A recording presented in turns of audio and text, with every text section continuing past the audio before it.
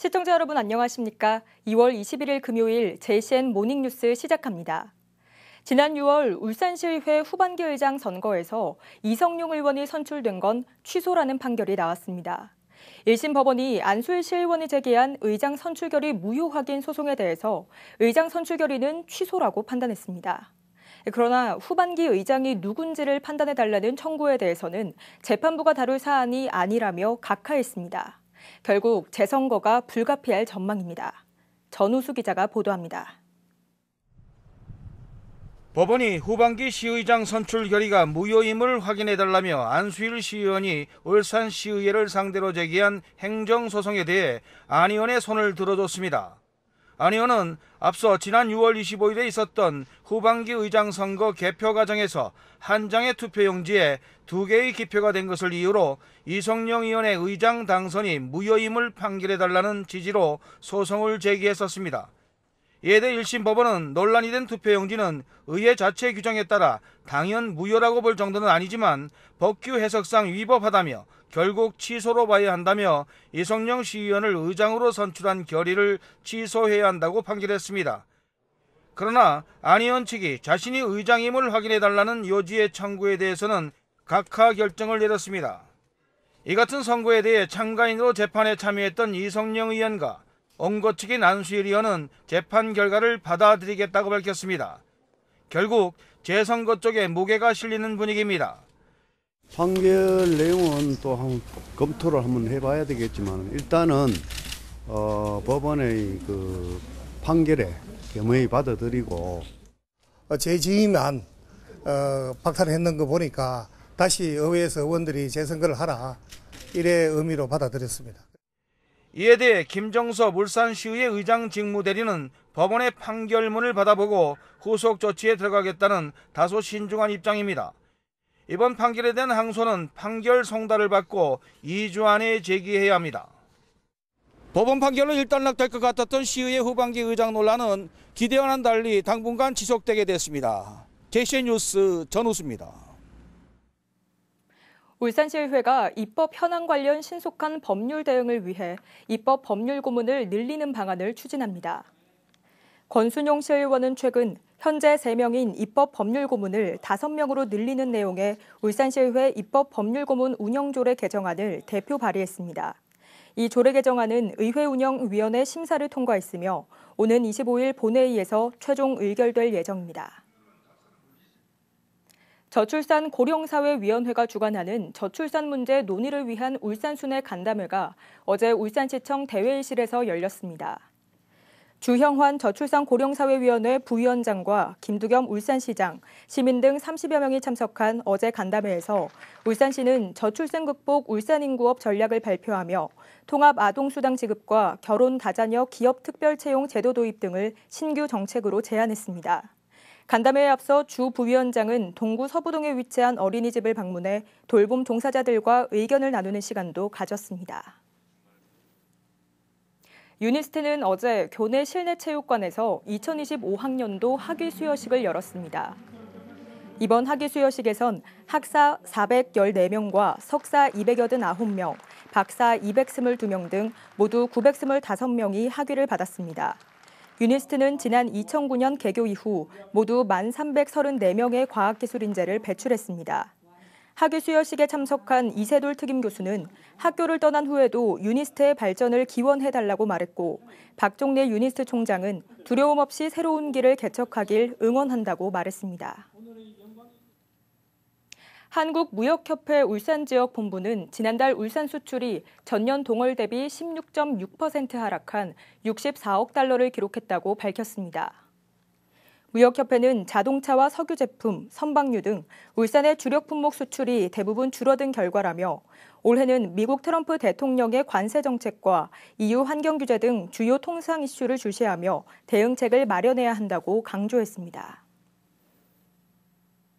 울산대학교가 지역 중소 중견기업과 함께 미래차와 배터리 혁신 기술을 개발했습니다. 울산대 울산경남지역 혁신 플랫폼 미래모빌리티 사업단은 교육부와 울산시의 지원을 받아 작년 한 해 동안 15개 연구개발 과제를 수행한 결과 미래차와 배터리, 스마트 모빌리티 분야의 혁신 기술을 개발했다고 밝혔습니다. 또 이 사업으로 66건의 논문과 65건의 학회 발표를 한 데 이어 5건의 특허 등록과 36건의 특허 출원 등의 연구 성과도 올렸다고 밝혔습니다. 울산시가 자동차 주행거리를 단축하면 인센티브를 제공하는 자동차 탄소 중립 포인트 제도를 시행합니다. 올해는 오는 24일부터 다음 달 7일까지 선착순 3,527대를 모집하며 울산시는 주행거리 감축 실적에 따라 연말에 최대 10만 원의 인센티브를 지급할 예정입니다. 앞서 JCN이 보도한 울산대학교 캠퍼스 내 연이은 화재와 관련해 경찰이 유력한 용의자로 울산대학교에 재학 중인 20대 중국인 유학생을 검거했습니다. 이 유학생은 출국하려다가 공항에서 붙잡혔는데 일부 혐의만 시인할 뿐 대부분의 혐의를 부인하고 있습니다. 라경훈 기자가 취재했습니다. 중국어로 된 서적이 형체를 알아볼 수 없을 정도로 시커멓게 불탔습니다. 바로 옆 나무와 나뭇가지들도 검게 그을려 쓰러져 있습니다. 지난 19일 오후 1시 18분쯤 화재가 났다는 신고가 접수됐습니다. 안에 있다가 불냄새가 나길래 누가 생일 하나보다 했는데 점점 가면 갈수록 막 사이렌 소리 들리고 뭐지 보니까 막 연기가 치솟고 있고 복도는 막 매연 냄새 막 나고 있고. 화재는 여기서 그치지 않았습니다.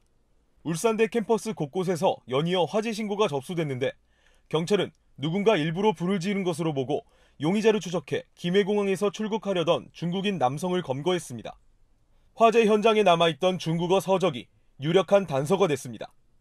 남성은 이곳 대학 총장 관사 앞과 인근 야산, 그리고 흡연부스 등 모두 4곳에 불을 지르고 도주했습니다. 용의자는 2년 전 울산대에 교환학생으로 온 중국인 유학생 A씨였습니다. A씨는 일부 혐의는 시인하지만 나머지 혐의는 부인하고 있는 것으로 전해졌습니다. 부스에서 불 낸 거는 태웠다라고 진술을 하고 있는데 일부 부인하는 진술을 주장하고 있고. 경찰은 자세한 범행 동기를 조사하는 한편 A씨에 대해 방화 혐의로 구속영장을 신청할 예정입니다. JCN 뉴스 라경훈입니다. 울산시 도시재생위원회 올해 첫 회의가 어제 울산시청 상황실에서 열렸습니다.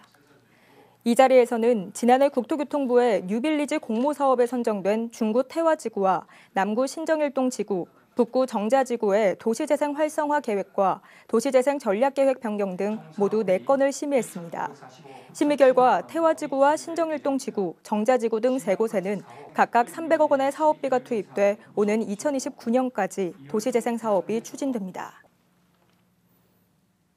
정보통신산업진흥원이 주관하는 2024년 정보통신 이노베이션 스퀘어 확산 사업 연차 평가에서 울산시와 울산정보산업진흥원이 2년 연속 1위를 차지해 인센티브로 4억 3천만 원을 확보했습니다.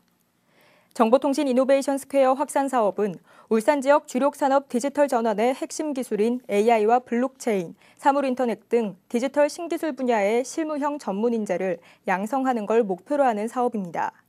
울산시는 지난 2020년부터 357억 원을 투입해 부산과 경남 지역 7개 기관과 컨소시엄을 구성해 사업을 추진해오고 있습니다. 꿀잼 도시 울산 만들기를 위한 울산 문화도시 추진위원회의 올해 첫 회의가 어제 시청 회의실에서 열렸습니다. 문화도시 추진위원회는 문화도시의 추진 방향과 조성을 위한 사업 추진과 평가 등을 자문하고 심의하는 기구입니다. 울산시 관계자는 3년차를 맞은 문화도시 조성 사업을 통해 꿀잼 도시 울산 만들기에 전력을 다하겠다고 말했습니다. 울주군이 오는 28일까지 제34회 울주군민상 후보자를 접수합니다. 울주군민상은 지역개발과 교육, 문화체육, 효행과 사회봉사 등 4개 분야로 나눠 선정합니다. 수상 자격은 3년 이상 울주군에 거주하거나 근무하고 있는 사람으로 최종 수상자는 울주군민상 심사위원회에 심의를 거쳐 결정됩니다. 울산의 아파트 전세 가격이 59주 연속 상승세를 이어갔습니다. 한국부동산원에 따르면 2월 셋째 주 울산의 아파트 전세가는 전주 대비 0.05% 오르면서 59주 연속 상승했습니다. 반면 울산의 아파트 매매가는 2주 연속 보합세를 보였습니다. 울산도서관이 책값 돌려주기 사업을 통해 반납된 도서 1,250여 권을 지역 작은 도서관 35곳에 기증합니다. 책값 돌려주기 사업은 시민들이 지역 서점에서 울산페이로 책을 구매한 후 4주 이내에 도서관에 반납하면 책값을 울산페이로 돌려받을 수 있는 사업으로 독서문화 장려와 지역 서점 활성화에 도움이 되고 있습니다. 울산도서관은 책값 돌려주기 사업으로 반납된 도서들을 작은 도서관에 기증하면서 도서 부족 문제 해결에 도움이 될 것으로 기대하고 있습니다. 울산시 교육청이 특수교사와 일반교사가 협력해 장애인과 비장애인 통합교육을 실천하는 정다운 학교를 지난해 13곳에서 올해 20곳으로 확대합니다.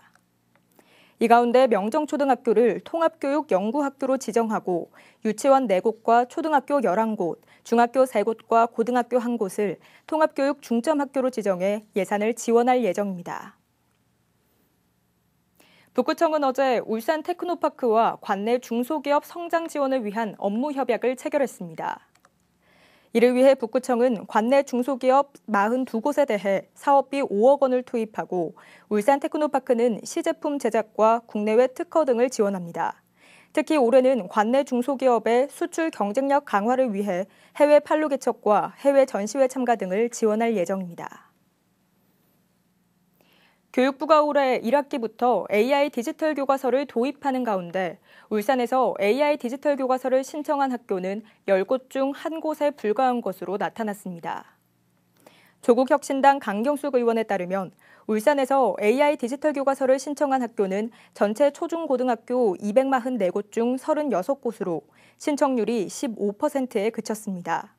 이는 전국에서 5번째로 낮은 것으로 전국의 AI 디지털 교과서 신청률은 32.4%, 대구는 전국 시도 중 유일하게 신청률이 100%에 달했습니다. 울주군이 경기 침체와 고물가로 어려움을 겪는 지역 업체들을 위해 계약 행정 절차를 대폭 개선해 좋은 반응을 얻고 있습니다. 울주군은 기존에 10가지나 되던 계약 서류를 통합서약서 1가지로 간소화한 데 이어 선금 지급 한도를 계약금의 60%에서 70%로 확대하고 수의계약 낙찰률도 최대 95%에서 97%로 올렸다고 밝혔습니다. 또 추가적으로 종이 없는 전자계약을 추진하는 등 계속해서 계약 행정 절차를 간소해 나갈 계획이라고 밝혔습니다.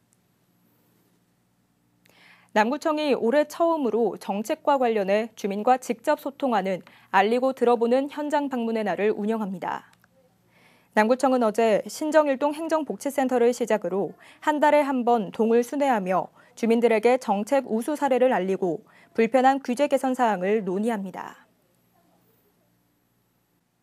JCN 모닝뉴스를 마칩니다. 함께해 주신 여러분 고맙습니다.